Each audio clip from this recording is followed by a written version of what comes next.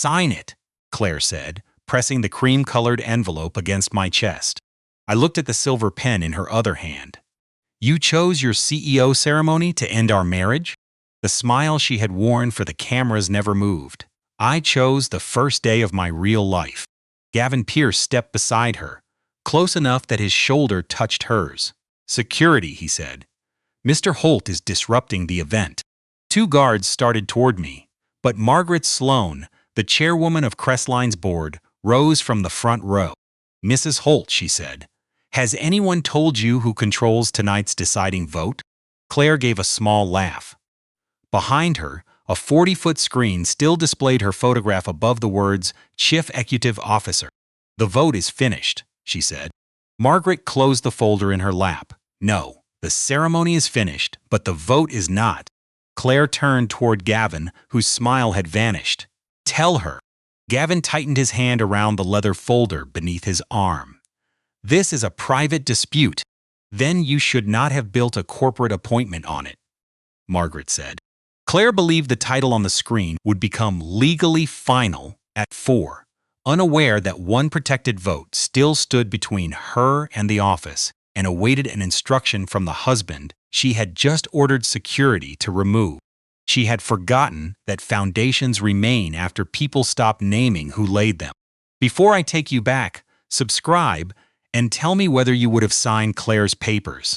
To understand why my wife chose that stage to humiliate me, I need to take you back 18 months, to the morning she first decided the things I built were too small to mention. My name is Evan Holt, and I was 42 when my marriage ended beneath a screen carrying my wife's new title, although 18 months earlier, titles had not seemed important. I spent most mornings in Warehouse 3, where the oldest routing terminal at Crestline Logistics still stood beside a row of modern servers. The terminal had a gray metal case, a fan that complained every 6 minutes, and a burn mark near the power switch from the night we ran our first emergency shipment.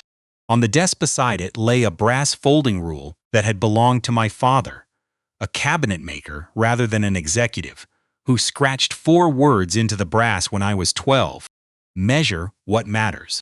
I carried that rule through engineering school and used it to mark the first server racks Samuel Crest and I installed in a rented loading bay, where 3 employees, 2 borrowed trucks, and 1 routing program became Crestline.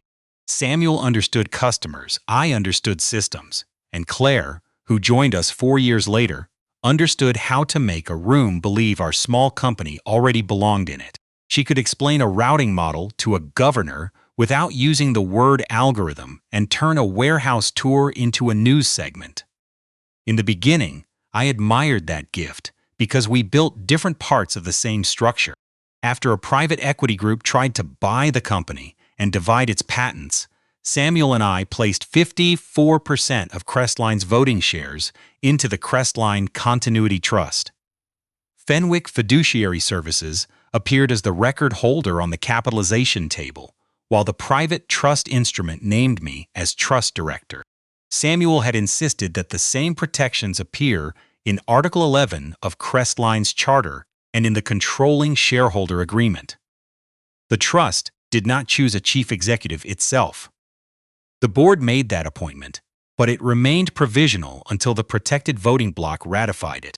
Fenwick held the shares, and I directed their votes on 3 protected questions: the appointment of a chief executive, the sale of our routing technology, and any transaction that put the employee retirement reserve at risk. The arrangement was not a secret in the criminal sense. Claire had received a trust abstract when she signed a spousal acknowledgement 6 years earlier. She had placed it on our kitchen counter, signed the marked page, and asked whether we could still make our dinner reservation. What she misunderstood was what happened 2 years later after Samuel died, and I worked until my body made the decision I refused to make. I collapsed during a systems review with an irregular heartbeat, resigned as chief operating officer the following month, stopped giving interviews, and moved my daily work to engineering and continuity planning, but I did not resign as trust director. Claire began telling people I had stepped away from the business. which was close enough to the truth until it became even consults when we need him.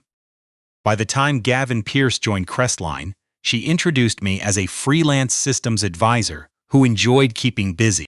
The company's 12th anniversary presentation showed Samuel on the first slide and Claire on the second, although the original draft had placed my name between them. In the final version, it was gone. I found Claire in our kitchen that evening, reviewing the speech on her tablet. "You removed me," I said. She did not look up. I simplified the history. I wrote the system the company sells. And no one is taking that away from you. She finally raised her eyes. But tomorrow is about where Crestline is going, not about who wired the first warehouse. The brass rule was on the counter between us. Claire picked it up with 2 fingers, as if it were something left behind by a contractor. "You hold on to beginnings," she said. "I have to think about scale."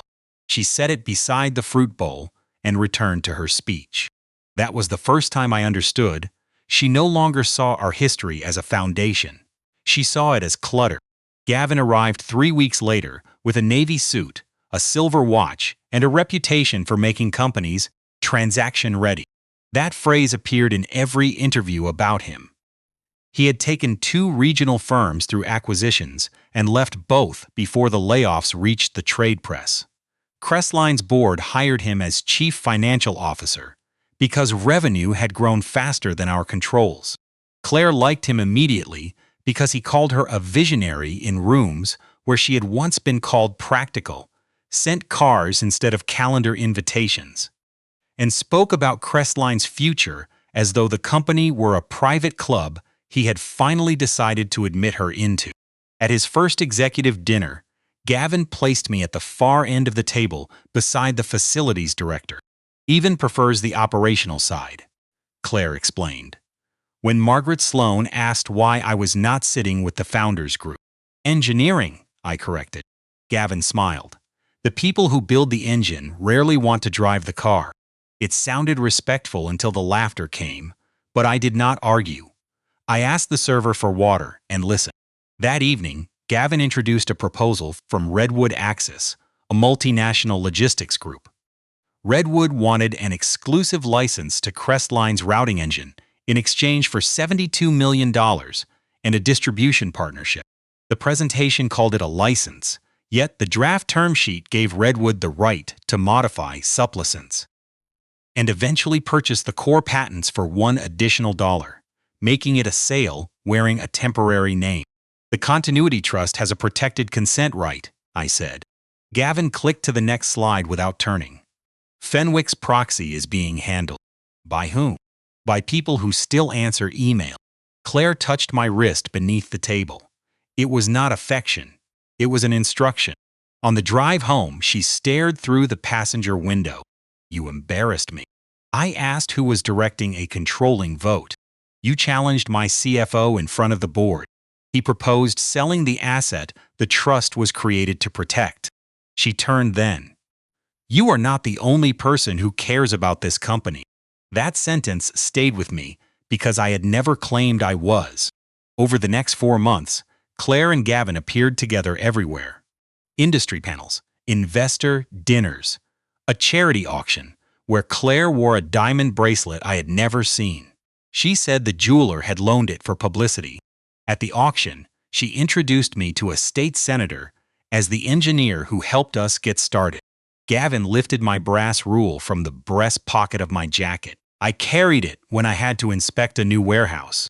"Is this the famous management system?" he asked. Claire laughed before anyone else did, and I took the rule back, folded it once and then twice, and said, "It measures accurately." "That must be comforting," Gavin said. The following Monday, I reviewed a draft of the board minutes. Redwood's proposed license appeared under Pre-Approved Strategic Actions. Below it was a blank signature line. The label under that line read, Director, Crestline Continuity Trust.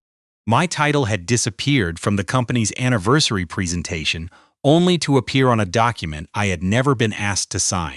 The first person to bring me a number was not a lawyer or a board member, but Rosa Alvarez from payroll. Rosa had worked at Crestline for 14 years. She knew which warehouse supervisors had children in college, which drivers postponed dental work, and which employees increased their retirement contributions after a raise. She came to Warehouse 3 at 7:15 on a Tuesday morning, carrying a printed remittance report. "The reserve transfer is short," she said. "By how much?" "This month?" $412,000. She placed the report beside the old terminal. "But the ledger says it was funded in full." I checked the transaction reference and found that the money had left Crestline's operating account without reaching the custodial account that held employee retirement reserves. This was not an accounting delay, but a missing bridge. I called Priya Shah, our director of internal audit, who arrived 20 minutes later with a laptop and no speculation, which was one reason I trusted her. By noon, she had found 3 payments to a consulting company called Blue Quarry Advisory. Each payment was exactly $6.2 million. The descriptions were different: systems integration, market access, transaction modeling, but the approvals followed the same path. Claire initiated the payments, and Gavin released them, even though Blue Quarry had been created only 47 days before the first transfer and used a mail suite in a building that had once housed Gavin's former law firm. $18.6 million, Priya said. "That matches the reserve drawdown authorization. Can we trace the destination?" "Not without expanding the audit." Section 8.4 of the trust agreement allowed the trust director to request a limited review when a protected employee asset faced a credible threat. I signed the authorization at 1:32 that afternoon. Priya opened a case file, mirrored the relevant logs, and restricted access to 3 people. I did not confront Claire, not because I was afraid of the answer, but because an accusation would give Gavin time to erase the path while 312 employee accounts remained attached to the money at the other end. At home, the changes were smaller but harder to classify. Claire stopped placing her phone face up, added Sunday strategy sessions, and began keeping a second evening dress in the trunk of her car because, she said, reporters sometimes called without warning. When I asked whether she was happy, she asked whether I had reviewed the warehouse automation budget, which was answer enough. Priya's audit moved carefully. Blue Quarry had no employees, no operating history, and no work product stored on Crestline's vendor system. Its invoices had been uploaded from the same device Gavin used to approve them. Then she found a board portal event recorded at 2:13 on a Thursday morning, when someone using Claire's credentials uploaded a Fenwick voting proxy that directed the trust's 54% block to support both her appointment and the Redwood transaction. The proxy looked official, but the problem was simple. Fenwick had never sent it. The CEO ceremony was announced 2 weeks later. Crestline called it a leadership transition, though no one had transitioned out. The board had voted 4-3 to appoint Claire, subject to final validation of the Continuity Trust's consent.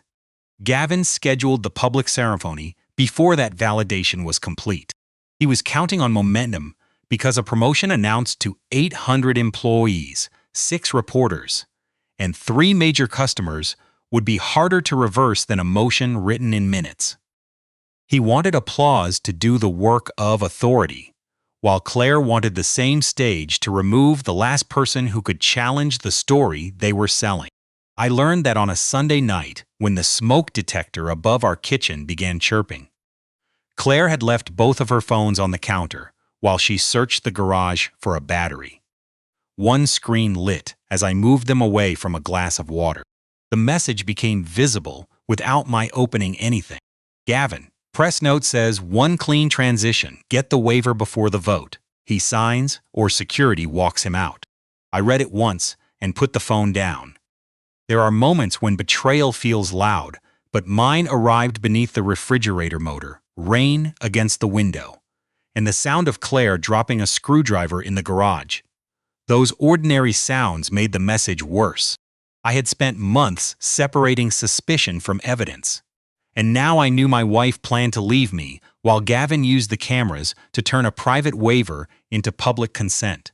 Signing would accept Claire's version of our marriage, and my place in the company. Refusing would let him call me a bitter spouse disrupting her first day. I did not search the phone, photograph the screen, or send anything to myself. Because the institutional case would stand on records, Crestline had the right to examine rather than private messages taken from my wife's kitchen. The next morning, Priya found the transaction Gavin was trying to complete. Blue Quarry had forwarded the $18.6 million into Redwood Access's escrow as a refundable exclusivity deposit, in exchange for a closing bonus for Gavin and a 3-year chief executive contract for Claire. Their plan was elegant in the way certain frauds are elegant. Use employee money to secure the sale, close the transaction, refill the reserve from the proceeds, and describe the temporary hole as treasury management. If no one looked during the gap, every number would eventually return to its expected place. Although for 37 days the retirement security of 312 people would serve as Gavin's private bridge loan. Can we prove Blue Quarry controlled the payment? I asked. We can prove Crestline sent it and Redwood received it, Priya said. Attribution still needs independent confirmation. Preserve the root. Do not contact Redwood or the escrow agent yet, because Gavin will know. Because I want him to submit the proxy. Priya studied me for a moment.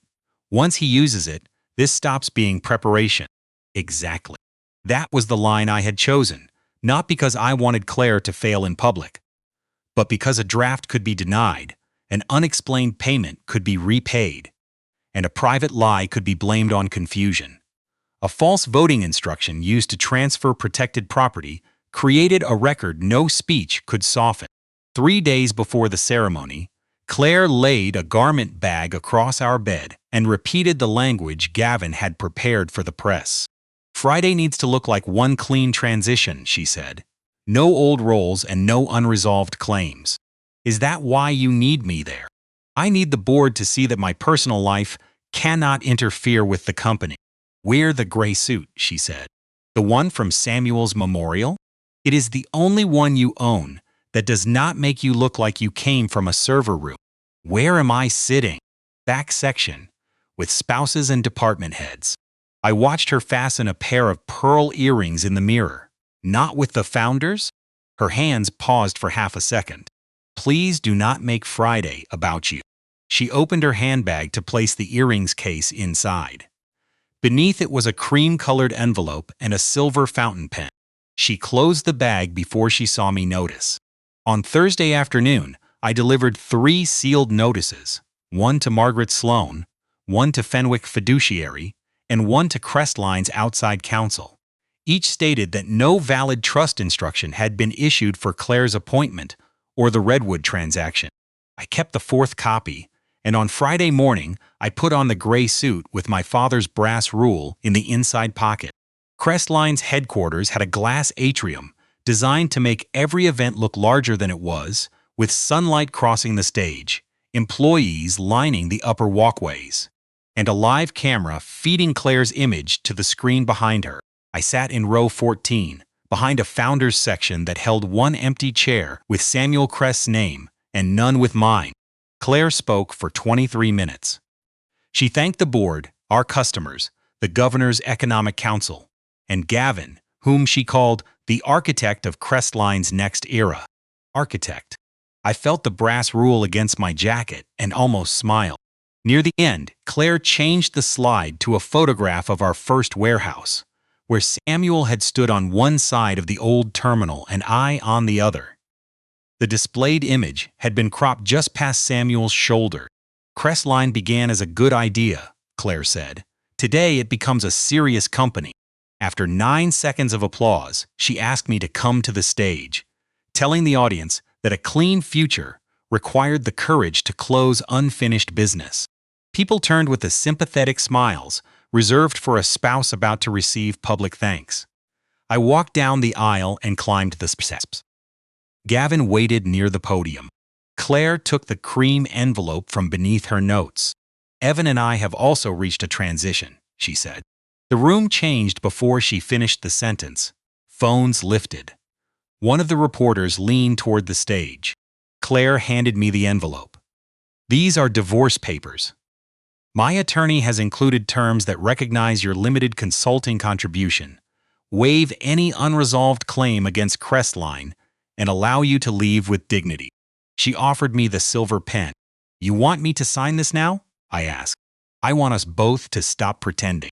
Gavin moved close enough for the cameras to place all three of us in one frame. This company needs leaders, he said, not people who confuse history with entitlement. I looked at Claire. Is that what you believe? She glanced at the audience before answering. I believe Crestline is mine to leave. And mine to leave? Sign the acknowledgement, Evan. I did not take the pen. Instead, I removed the sealed notice from my jacket and placed it on the podium. Before you remove me, I said, Margaret needs to read that. Claire's jaw tightened. This is not a board meeting. It became one when you announced a title that has not been ratified. Gavin signaled to the security team. The two guards approached from the left side of the stage. That was when Margaret stood, speaking without raising her voice because she did not need to. Stop, she said.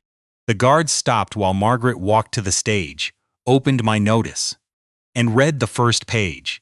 The audience could not see the words, but they could see her expression lose every trace of ceremony. Mr. Pierce, she said, where is the original Fenwick voting instruction? Gavin answered too quickly. In the board portal. I asked for the original. The uploaded proxy is legally sufficient. Margaret turned to Claire. Your appointment received 4 board votes. Under Article 11, it also requires ratification by the holder of the protected voting block. Has anyone explained who directs that block? Claire looked from Margaret to me. Fenwick does. Fenwick holds it. I direct it, I said. For the first time that morning, the smile left her face. Gavin recovered before she did. Even resigned all company authority years ago. Operational authority, not trust authority, I said. I gave Margaret the certified abstract attached to my notice. She read the signature page and passed it to outside counsel. The applause signs on the monitors went dark. Employees along the upper walkway leaned over the rail. The same executives who had avoided looking at me in row 14 now watched every movement of my hands. Claire lowered her voice. Why did you never tell me? You signed the acknowledgement 6 years ago. The terms did not expire because you stopped reading them. Margaret stepped to the microphone and suspended the leadership announcement pending an emergency review at 1 o'clock. A murmur moved through the atrium, but Gavin looked relieved rather than surprised. As the screen behind Claire went black, he leaned toward me. You should have signed, he said. Then he tapped the leather folder under his arm. Your authority ended in April. At 1 o'clock, 7 board members took their seats around the walnut table on the 18th floor. Claire sat at Margaret's right. Gavin waited behind her. With 2 attorneys, Priya joined Crestline's outside counsel, and I faced them with my sealed trust abstract and unopened divorce papers, while Leonard Moss appeared by encrypted video from Fenwick's Chicago office. Margaret began with the simplest question. Who owns the protected voting block? Leonard adjusted his glasses. Fenwick Fiduciary Services is corporate trustee and record holder for the Crestline Continuity Trust. The trust holds 54.08% of outstanding voting shares. Who directs those shares? Under Section 6, Evan Daniel Holt has served continuously as trust director since September 14th, 12 years ago. Claire stared at the screen while Gavin wrote something on a legal pad. Leonard continued. The trust director has exclusive instruction authority regarding appointment of a chief executive, disposition of protected intellectual property, and impairment of the employee retirement reserve. Margaret looked at me. What are your instructions? Vote no on Claire's appointment and the Redwood transaction, then preserve the reserve until the audit is complete. Claire pushed back from the table. This is retaliation. The audit began before the divorce papers were served, Priya said. Gavin's attorney objected to the word audit, as if changing the label could change the ledger. Priya presented only what we could already prove. 3 payments of $6.2 million, no vendor work product, a retirement reserve shortfall, and an escrow receipt from Redwood Axis. She accused neither Claire of theft nor Gavin of fraud. She placed facts in order, and Gavin tried to break that order. Mr. Holt authorized a secret investigation of his own wife, he said. He then appeared at her ceremony with a pre-written objection. This is a marital dispute disguised as governance. Did Blue Quarry perform $18.6 million of work? Margaret asked. Strategic engagements often produce intangible value. Did it? Gavin glanced toward counsel before saying, "The documentation is being assembled." Claire turned to me. "You let me stand on that stage knowing you could block me. You stood there knowing the vote was provisional. You wanted to embarrass me." I slid the unopened divorce envelope toward her. "I did not bring these." That ended the exchange. And after a 12-minute recess, Margaret ordered a 48-hour hold on both the appointment and the Redwood transaction, while Fenwick produced the complete trust record, and Priya continued under outside counsel. It was not victory, but it was time. As the board members gathered their papers, Rosa Alvarez asked to speak. Margaret allowed her 3 minutes as the elected employee benefits representative. Rosa did not mention trusts or marriages. "My team processed deductions for 312 people," she said. "They kept their part of the promise. The company did not. Whatever else this board decides, please remember that the missing money already belongs to someone." No one interrupted her. Leonard was still on the screen when an assistant entered and handed Gavin's attorney a scanned document. The attorney placed it before Margaret, an April 18th document carrying a Fenwick seal, my signature, and a title in capital letters: Amendment and Successor Direction. The document removed me as trust director and named Claire in my place. The special hearing resumed the next morning at 9. Gavin's attorneys had built their argument overnight. They presented the amendment first, then an email from my Crestline account acknowledging it, then a delivery receipt showing a packet had been sent to Fenwick. 3 layers: a document, a message, a trail. That was how credible evidence was supposed to look. Margaret handed me the amendment and asked, "Did you sign this?" My signature appeared on page 11, not as an imitation, but as an exact copy from the annual trust acknowledgement I had signed the previous December. "No." Claire let out a breath that sounded almost like laughter. "Of course." I turned the page toward Leonard's screen. "Is this the current Fenwick seal?" Leonard examined it before answering. "It appears consistent, but I need the original registry. Can you access the trust vault?" Fenwick migrated its immutable archive this week. The primary index is online, but the disaster recovery packets are still reconciling. Gavin folded his hands and said, "How convenient." Priya obtained permission to examine the PDF on an isolated machine and found that, although the document claimed execution on April 18th, its embedded creator field identified a scanning package installed only on Gavin's finance laptop and showed production on April 24th. 6 days after the alleged signing, Priya said. Gavin did not move as he answered, "Scanned copies are often created later, from your device." My office processed the board materials. The email was harder because it came from my account and said, "Received. Proceed with the succession filing." I had not sent it. And although Priya found that an administrative delegation token rather than my password had created it, 2 people in finance held legitimate token authority during system maintenance. Evidence could raise a question without answering it. And by noon the board had 2 incompatible records with no authenticated original. My abstract said I held authority. The amendment said I had surrendered it. The portal logs suggested manipulation, and the email suggested consent. Margaret looked older than she had the day before.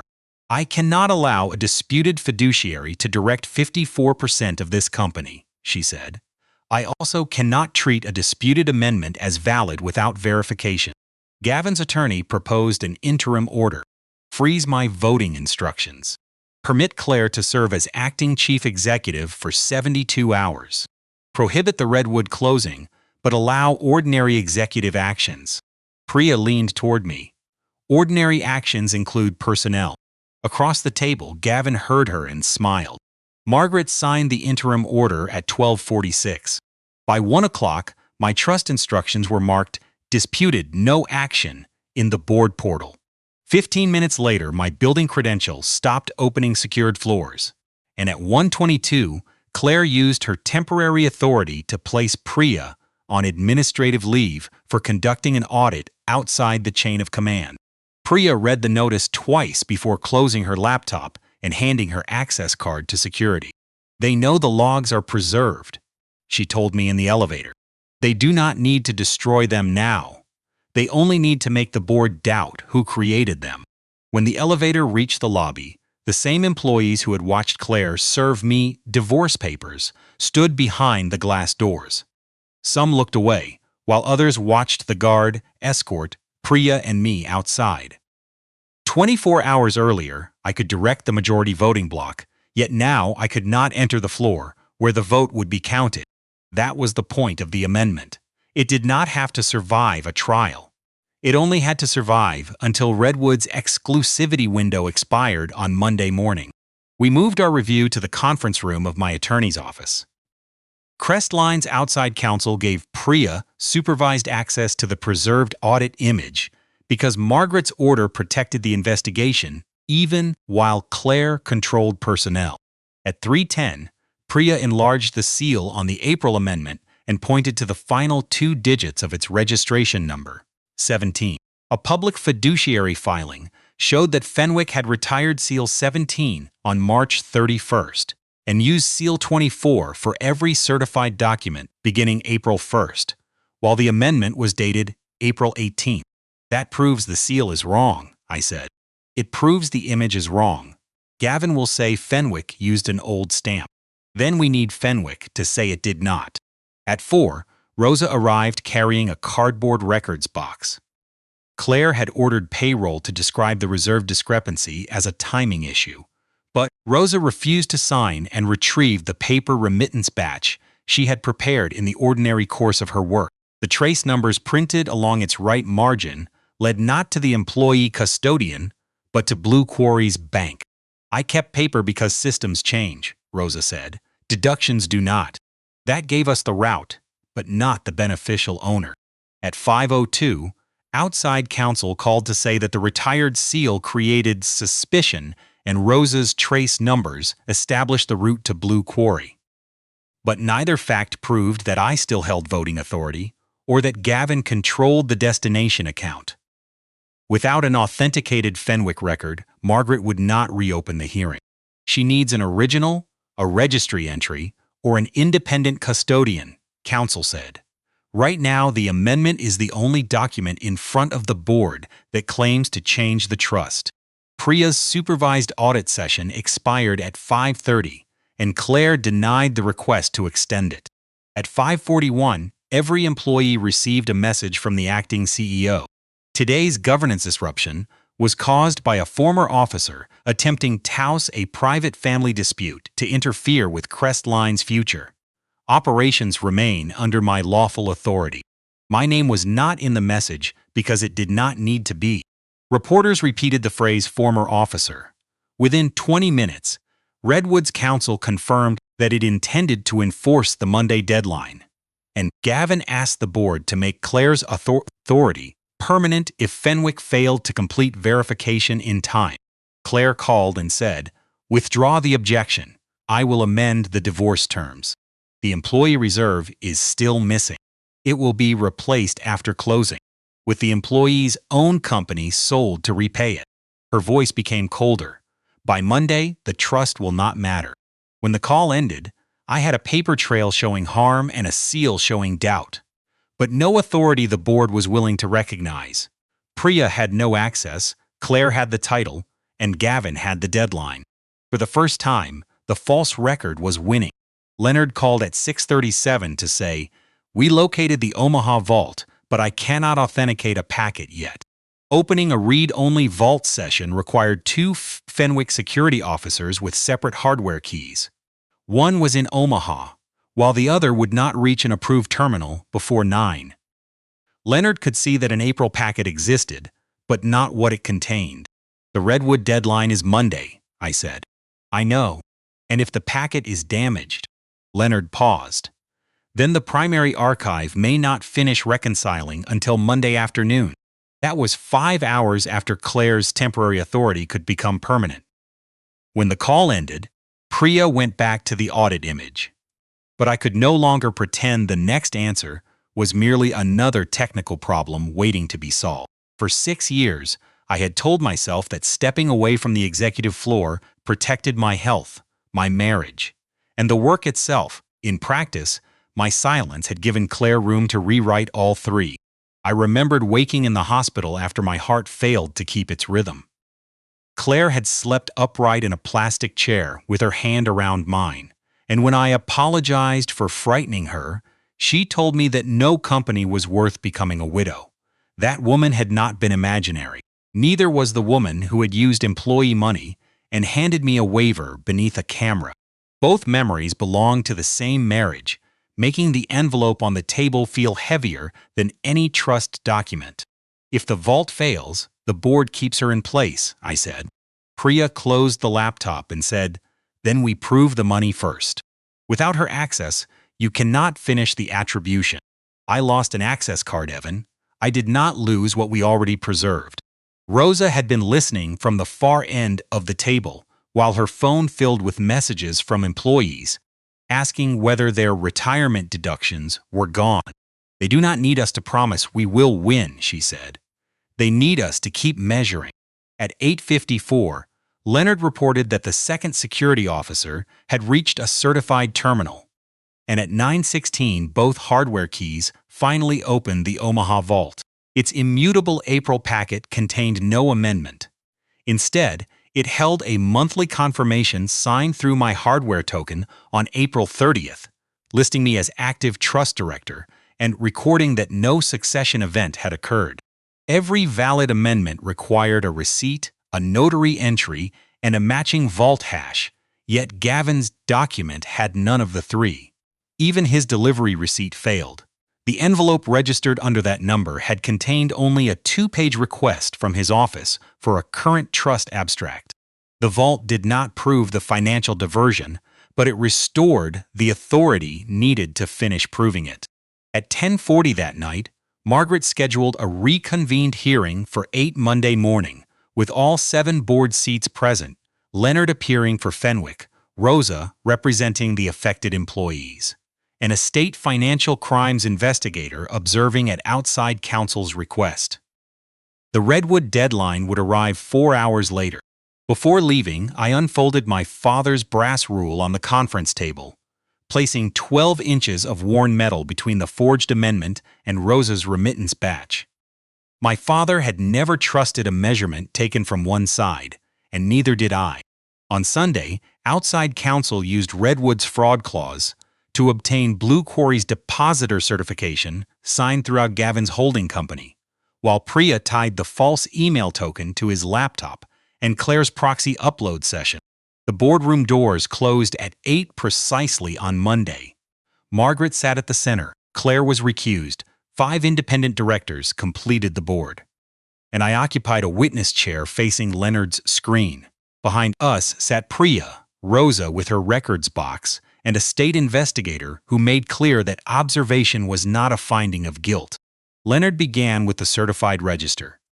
The trust owns 54.08% of Crestline's voting shares. Evan Holt remains its sole recorded director, and Fenwick has found no valid amendment, resignation, or succession instruction. When Gavin's attorney blamed the missing record on Fenwick's migration, Leonard displayed the independent Omaha packet beside Gavin's amendment. Their hashes did not match. Seal 17 had been retired 19 days before the claimed signing, and the notary journal contained no record of my appearance. Could it have been signed elsewhere? Margaret asked. Section 6 requires a Fenwick or approved remote notary and same-day vault registration, Leonard said. There was neither. Priya then connected the forged record to Gavin's finance laptop. Its metadata created the amendment, Its administrative token sent the message from my account, and the same session used Claire's credential to upload the proxy at 2:13 a.m. A device is not a person, Gavin said. No, Priya answered. But your badge entered the locked office 4 minutes before that session, and no one else entered before 3:06. Rosa opened the cardboard box for the final layer and identified the 3 remittance batches that should have funded the employee reserve. Outside counsel matched their trace numbers to Crestline's outgoing transfer confirmations, proving that each payment went to Blue Quarry, while the escrow KYC identified Gavin's holding company as its depositor and beneficial owner before the money entered Redwood's account. 3 payments. 1 route. 1 beneficiary who was not an employee. Gavin's composure finally changed as he said, "It was a temporary treasury action, and the reserve would have been restored at closing." "Who authorized the use of protected funds?" Margaret asked. Gavin looked at Claire, who stared back as though the distance between their chairs had suddenly become dangerous. "He told me it was permitted," she said. Gavin's face hardened. "You approved every transfer. Because you said the trust had consented. You gave me your credentials." The investigator stopped writing as Margaret placed both palms on the table. "Mrs. Holt, did you authorize Mr. Pierce to use your portal credentials?" Claire answered, despite her attorney's warning. "For the proxy upload, I did not authorize forgery." Outside counsel displayed an email recovered from Crestline's server backup. Claire had written it 6 days before the first Blue Quarry payment. "Use the reserve. Refill it after closing. Once I have the title, Evan cannot interfere." Claire read her own words as a director set down his pen. Rosa closed the records box, and Margaret removed her glasses. The room did not become silent all at once, but the small sounds disappeared until none remained. Then Claire turned to me. "You knew about this email?" "I do now." "And you let me walk into this room?" "You walked into it when you sent the message."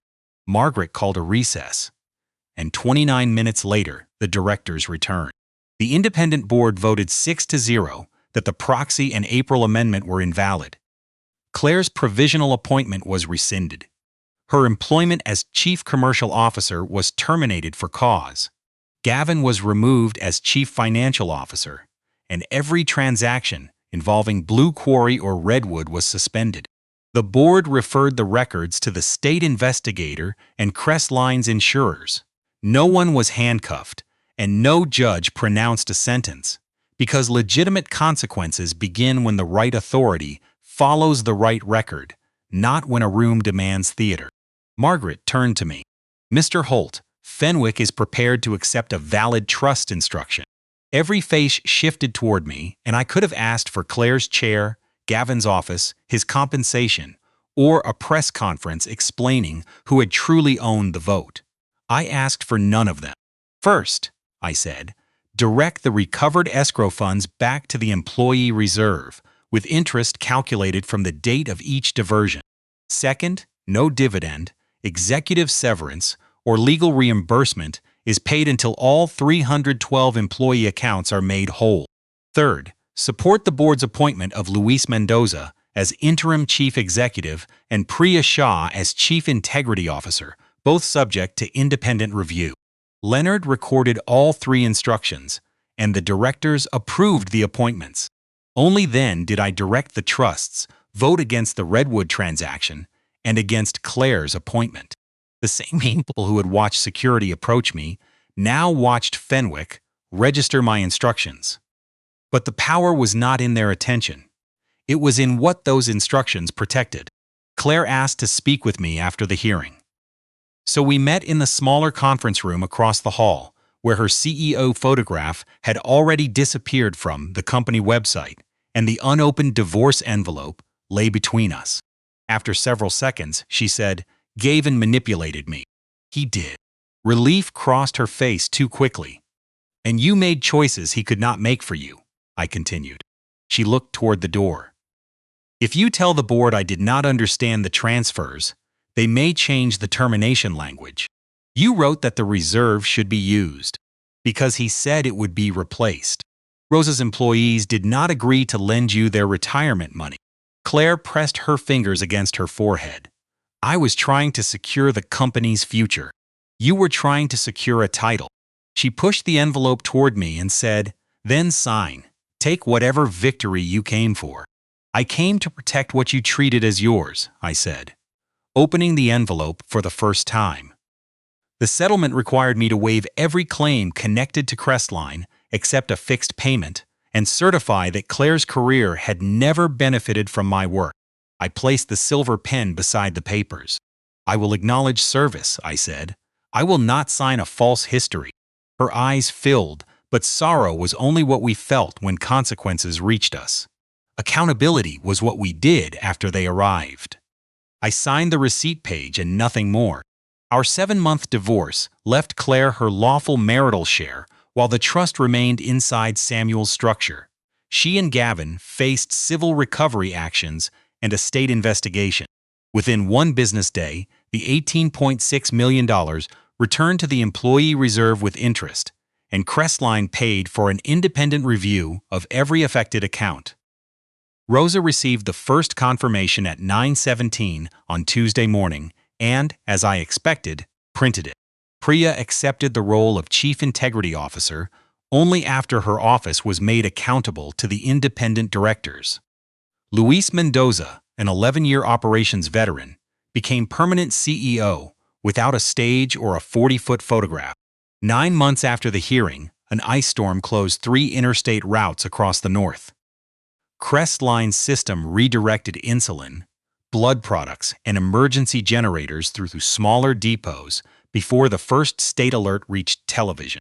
I watched the route map from Warehouse 3, where the old gray terminal had been replaced by a training station for young systems engineers. My father's brass folding rule rested beneath a clear cover on the workbench, still scratched and still accurate. A new engineer asked why I had not moved into the executive suite. "Because this is where my work is," I said. That answer would once have embarrassed Claire, but it no longer embarrassed me. I once thought ownership meant having the right to say, "This is mine."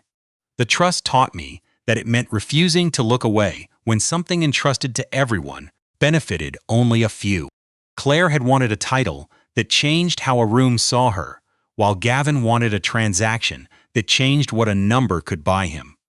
I had nearly lost both the company and my marriage because I assumed records could speak without someone giving them order. Yet truth needs a document, verification, and an authority willing to act. Even then, authority is not the final measure, responsibility is. My father's 12-inch rule could not measure a company or a marriage, but it could remind me to ask what remained after the applause stopped. For me, the answer was 312 restored accounts, medicine moving through a storm, and a company led by people who understood that power was not a reward for being seen, but a duty to protect what others had built. If you were in my place, what would you have protected first? The company, the employees, or the marriage? Share your answer below, and subscribe for the next story.